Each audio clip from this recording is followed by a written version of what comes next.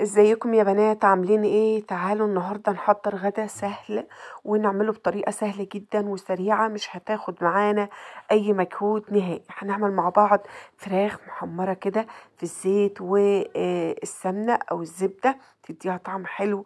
كمان هنعمل جنبها شويه لسان عصفور، طريقه حلوه قوي تطلعوا معاكي مش معجن وكمان مظبوط.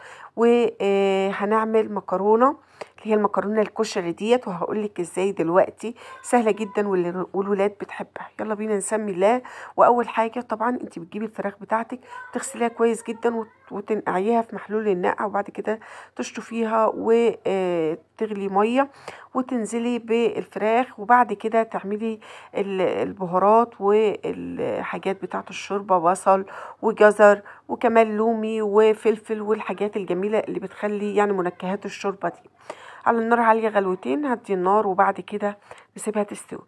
وادي المكرونة الكشري اللي بقولك عليها، يعني من كل نوع مكرونة اخدت شوية وسلقتها ونزلت على الصلصة، ضربة طماطم فيها توم وفلفل حامي، وقلبت كله وعلى نار هادية برضو.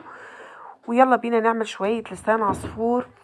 على معلقة زبدة كده نزلنا بنص كيس لسان العصفور. اعملي طبعا الكمية اللي تناسبك، وهنبدأ نحمرها لغاية ما تاخد لون ذهبي حلو. ولازم يعني تديها لون حلو، ما تسيبيهاش بيضة عشان ما تتهريش منك. كل ما حمرتيها وتديها لون جولد هتديكي نتيجة أفضل. طبعا البرد ده محتاج لسان عصفور وشوربة، وكمان يا سلام لو شوربة خضار، بس أنا ما كانش عندي فاكتفيت بشوربة لسان العصفور مع الليمون.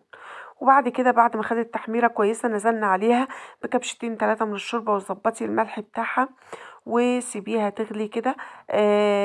غطيها، وأول ما تستوي يعني نص سوا كده اطفي عليها النار وغطي عليها وسيبيها لوقت التقديم، هتلاقيها استوت معاكي وبقت زي الفل. على طاسه نزلنا بشويه زيت صغيرين ومكعبين من الزبده زي ما قلت لك عشان يدوا طعم حلو للفراخ. هنبدأ نحمر فيها الفراخ بتاعتنا، هيدوها لون ذهبي وكمان هيدوها قرمشة حلوة.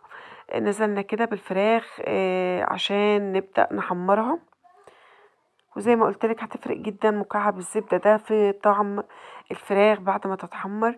واول ما تتحمر وتطلع من الزيت وهي سخنة كده اديها رشة ملح ورشة فلفل، برضو هتفرق معاكي في طعم الفراخ. شايفة اللون الجميل اللي اخدته؟ غير كمان زي ما قلت لك الطعم. لو حابة يعني بتحطي زيت او بتحطي زيت على زبدة زي ما عملت، او زيت وسمنة. شايفة اللون الجميل ده؟ خطيرة جدا. رشة ملح زي ما قلتلك ورشة فلفل.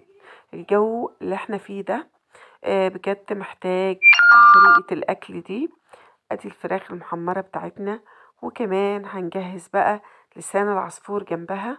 طبق لسان العصفور كده مع الليمون، بصراحة ده لوحده يعني بيديكي احساس كده ان انتي فقتي من البرد، طبعا مغذي. وكمان شوربة مع لسان العصفور ده لزوم البرد. نبدأ بقى، شايفاها ما شاء الله محتفظة كده ومتماسكة كمان مش مهرية، لان انا اديتها نص تسوية وبعد كده طفيت عليها النار وسبتها تكمل في الشوربة السخنة تسويتها، وبتطلع بالنتيجة الحلوة دي. تمناها كده، حطي بقى جنبها الليمون. وتعالي كمان نجهز طبق المكرونه الكشري اللي قلتلك عليه. كل شويه يعني مكرونه من كل نوع، سباكيتي ومكرونه مرمريه ومكرونه كمان خواتم. وسلقناها 3/4 سوا. وبعد كده جهزنا لها الصلصة بتاعتها، وضربت في الطماطم فصين توم وعليهم قرن شطة حامي، وده حسب الرغبة. وسبكتها كويس جدا، وبعد كده نزلت بالمكرونة. وده كان غدانا النهاردة. ايه رأيك فيه؟ ادي المكرونة وكمان لسان العصفور. الفراخ بتاعتنا الجميلة دي فراخ بلدي حلوة قوي، والطريقة دي انا بحبها للفراخ البلدي. بطريقة سهلة ما بتاخدش وقت، وبتحضري يعني اكل في اقل وقت واقل مجهود، والطعم بيبقى حلو جدا لو اتبعتي يعني تركات المعينة اللي قلتلك عليها او الخطوات البسيطة اللي قلتلك عليها. هاتي كمان بقى كده ورك الفرخة البلدي ده مع شوية مكرونة كده وشوية شوربة بلسان العصفور، يعني يدوكي كده طاقة في يومين البرد دول. ربنا يعافينا جميعا واشوفكم على خير فيديو